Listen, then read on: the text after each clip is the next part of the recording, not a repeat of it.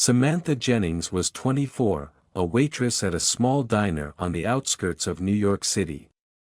A smile that could light up the entire room often masked the deep-seated struggles beneath. Growing up in a modest neighborhood, she learned the importance of hard work from an early age. Her mother, a woman with a heart full of love and a relentless spirit, had always been her biggest inspiration. Samantha had dreamed of being a pianist as a child, but life, as it often does, had different plans. Her mother's unexpected illness had drained their savings, forcing Samantha to leave music school before she could fully realize her potential. She gave up the piano and began working at the diner, where the long hours and the fatigue never seemed to end.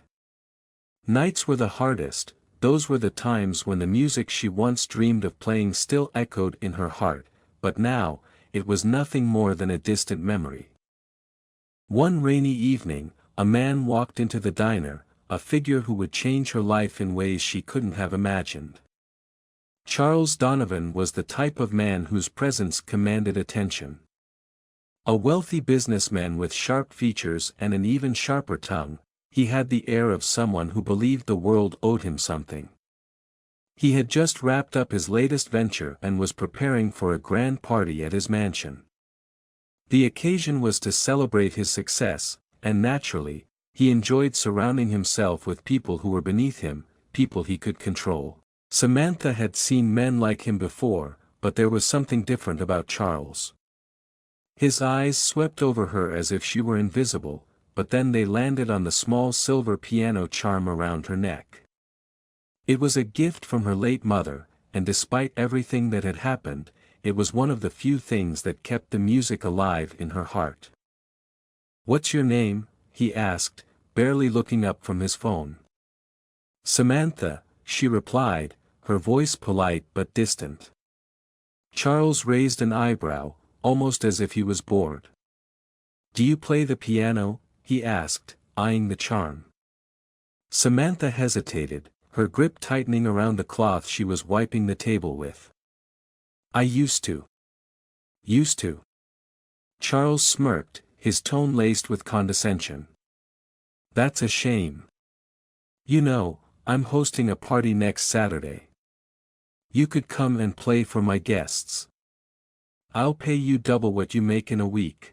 I'm sure you could use the money." Samantha felt a lump in her throat. She didn't want to go. She didn't want to be another one of his toys to use and discard. But her rent was overdue, and she was barely making ends meet. "I'll do it," she said reluctantly, her voice barely above a whisper. The day of the party arrived, and Samantha stood at the entrance of Charles's mansion, feeling like an outsider. The sparkling chandeliers reflected off the marble floors, and the room was filled with the laughter and chatter of New York's elite. Samantha felt small in her simple dress, clutching the worn sheet music her mother had given her years ago. The sight of the grand piano in the center of the room made her stomach churn with nervous energy. "Ah, the pianist has arrived," Charles said loudly, gesturing to her with a fake smile plastered on his face. "Everyone, meet Samantha. She's here to entertain us tonight." The crowd turned toward her, and their eyes were filled with judgment and curiosity. Samantha's hands trembled as she walked toward the piano, but she took a deep breath and sat down. She hadn't played in years, and she could already feel the weight of their expectations pressing down on her. "Go on," Charles urged, his voice dripping with sarcasm. "Show us what you've got." She closed her eyes for a moment, trying to calm the storm inside her. Then, with a shaky breath, she began to play. At first, her fingers stumbled on the keys, and a few guests chuckled. But as she continued, something shifted. The music took over, and she remembered the joy she once felt when she played. The notes flowed from her fingertips, and the room fell silent. Each note carried with it a story of loss, hope, and resilience. When she finished, there was a stunned silence before the room erupted in applause. Charles, who had expected to humiliate her, stood frozen in disbelief. He had underestimated her, and for the first time, he realized how wrong he was. Later that evening, a woman approached Samantha. She introduced herself as Margaret, an acclaimed music producer who had been invited to the party. "That was breathtaking," Margaret said, her voice filled with genuine admiration. "Where did you learn to play like that?" Samantha's heart fluttered. She had never been asked about her music by someone so accomplished. I learned when I was young. My mother was my teacher." Margaret smiled. "You have a rare gift, Samantha. I'd like to help you." Before Samantha could respond, Charles cut in. "Help her," he scoffed. "She's just a waitress.